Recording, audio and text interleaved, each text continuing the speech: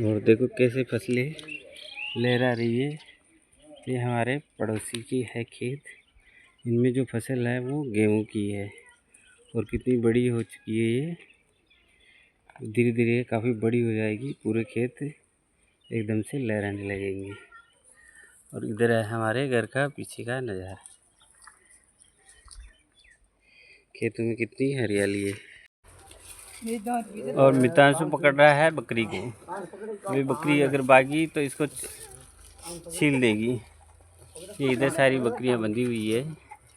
ये इधर मेरी घरवाली है और इधर ये कोमल। ये इधर कोमल के दादाजी। हर्षिता उधर ही खेल रही है।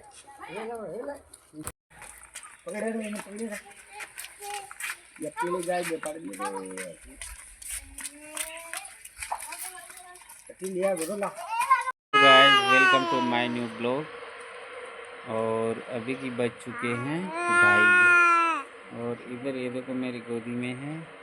आज मैंने भी सेविंग कर ली है क्योंकि सेविंग मैं खुद ही बनाता हूँ।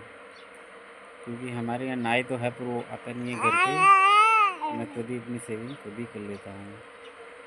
और अभी का जो मौसम वो काफ़ी अच्छा हो रखा है। धूप भी खिली खिली आ रही है। और ये भी इधर नहा के ये सो के अभी उठा है। और इधर हो रहे हैं गेहूँ साफ। क्या हमारे गेहूँ में कीड़ा लग चुका है? तो गाइस मैं बता दूं आपको, ये गिर गई इसकी कुरकुरी गिर चुकी है, इसीलिए करा। और ये करी इसकी मम्मी गेहूँ साफ। तो गाइस आपके भी, हमारे यहाँ तो राजस्थान में तो ज़्यादातर गेहूँ ही होते हैं। तो हम सुबह शाम गेहूँ की रोटी बनाते हैं। बाकी आपकी जगह ज़्यादातर क्या खाते हैं वो बताना। और हर्षिता लेके आ रही है पानी की बोतल और मेरी दवाई। हर्षिता के बाल कटवा दिए हैं, देखो कैसी हो रही है हर्षिता। बाल कटवाने के बाद में इसका कैसा हो गया है। ये भी सो के उठी है। और ये खा रहा है मूंग दाल। देखो इसको मूंग दाल में थोड़ा सा नमक होता है तो इसको सोल्टी टेस्ट आता है तो वो खा लेता। बाकी वगैरह ये मीठा वगैरह बिल्कुल नहीं खाता है। देखो ये देख ये वाली। और इधर हर्षिता भी खा रही है मूंग दाल। इसका टेस्ट काफ़ी अच्छा होता है, इसको छोटे बच्चे भी खा लेते हैं। और ये हो रहे अपने गेहूँ साफ। इधर बंधी हुई है गाय, बकरी और बकरा। इधर बैठे हुए हैं अंकल जी। और इधर खा रहा है ये अपना दूध। देखो तो ये खा रहा है मूंग दाल।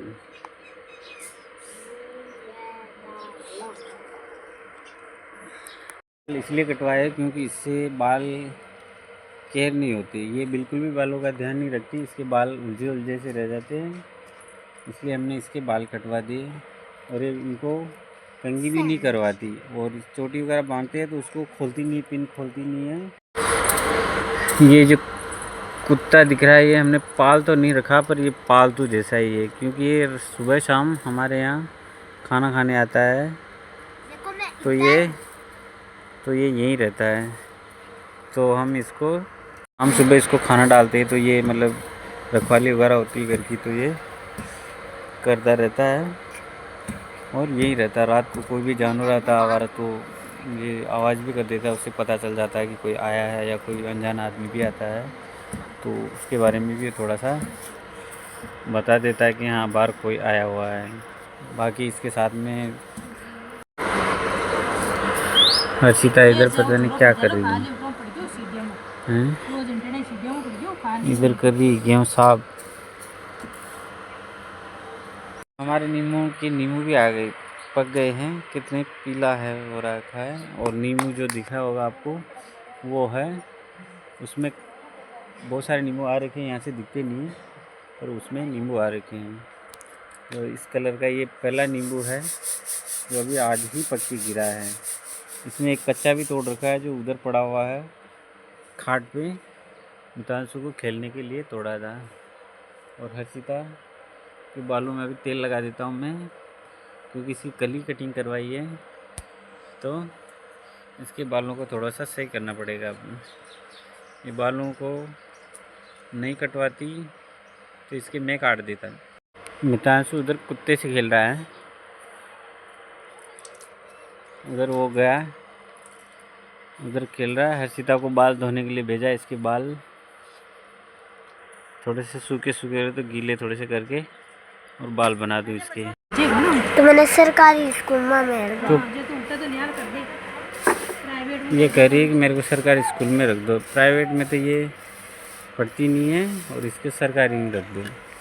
इसके बाल देखो कटिंग के बाद तो और भी अच्छे हो गए। हर्षिता सरकारी स्कूल की इसलिए कह रही क्योंकि उसको स्कूल में बहुत मार भी पड़ती है और होमवर्क भी बहुत देते हैं। और उसके साथ की क्या है कि 2-3 लड़कियां थी जो पहले प्राइवेट में थी, उसकी कक्षा में थी, पर उनको जब से हमारे यहाँ इंग्लिश मीडियम स्कूल खुली है तब से वो उनको एडमिशन यहाँ सरकारी में करवा दिया है। तो वो क्या है, उसकी फ्रेंड भी थी तो इस वजह से वो बोलती कि मेरी भी सरकारी में करवा दो। और ऐसा भी है कि सरकारी जो टीचर है उनके बच्चे तो प्राइवेट स्कूल में पढ़ने जाते हैं, पर क्या कभी प्राइवेट वालों के बच्चे कभी सरकारी स्कूल में पढ़ने जाते हैं क्या? कमेंट में आप बताइए कि आपके यहाँ कभी कोई देखा आपने बच्चा जो प्राइवेट टीचर का बच्चा सरकारी स्कूल में पढ़ने जाता हो। इधर भैंसों को चारा डाल दिया है क्योंकि ये दिन भर यहीं रहती है। तो ये इधर जो बकरी वो अलग है, इधर जो गाय है वो मेरी मौसी की है, उधर की जो वो भैंस है वो जो पाड़ी है वो मेरे अंकल जी की है। तो जिनके हिस्सा है उनके हिस्से के सामने ही सबके जानवर बंधे हुए हैं।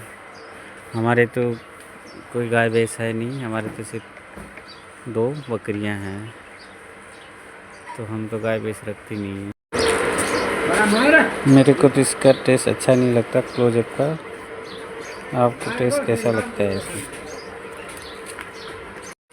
तो गाइस आज तो मैं बताऊं कि मेरे साथ एक फ्रॉड हुआ है जो दुकानदार ने मेरे साथ किया है। वो क्या फ्रॉड किया है वो मैं आपको बताता हूँ। मेरी ये स्टैंड है जो मैंने जब दुकान से ली थी तो मैंने उनको बोला कि मुझे स्टील की चाहिए, तो उन्होंने मुझे स्टील की ही कह के दी थी। पर जब इसको लिया था तो इसका कलर बिल्कुल ऐसा स्टील इससे भी ज़्यादा चमक रहा था। पर जब इसका ये थोड़ा सा मतलब महीने 1.5 महीने होने के बाद में देखो इसका कलर कैसा हो गया है। ये बिल्कुल लोहे की है, मतलब ये स्टील की नहीं है। इसका पूरा मतलब जो ऊपर की जो ये पपड़ी है वो सारी निकल चुकी है और इसका अंदर का जो पाइप है वो भी पूरा लोहे का है। तो ये मेरे साथ उन्होंने धोखा किया। तो आप भी इस चीज़ को कभी भी ले अगर ज़रूरत पड़े किसी को तो ये चीज़ ज़रूर देखना कि वो स्टील की ओरिजिनल है या लोहे की है। तो ये उन्होंने मुझे स्टील की कह के और मेरे को लोहे की दे दी। ये मेरी दूसरी स्टैंड थी, पहले वाली जो स्टैंड थी वो मेरी टूट गई, जो मेरी उधर रखी हुई है वो जो कूलर पड़ा हुआ उसके पीछे की तरफ में। तो इस बात का आप भी ध्यान रखिए कि कोई भी चीज़ ले तो एक बारी उसको देख ज़रूर ले।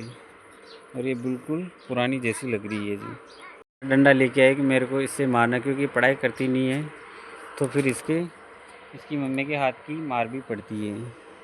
ये बहुत परेशान करती है पढ़ने में, पढ़ने बैठती नहीं है, इसको बार बार बोलना पड़ता है पढ़ने के लिए। बस इसको खेलना, खाना और टीवी देखना, बस ये 3 चीज़ ही इसको चाहिए।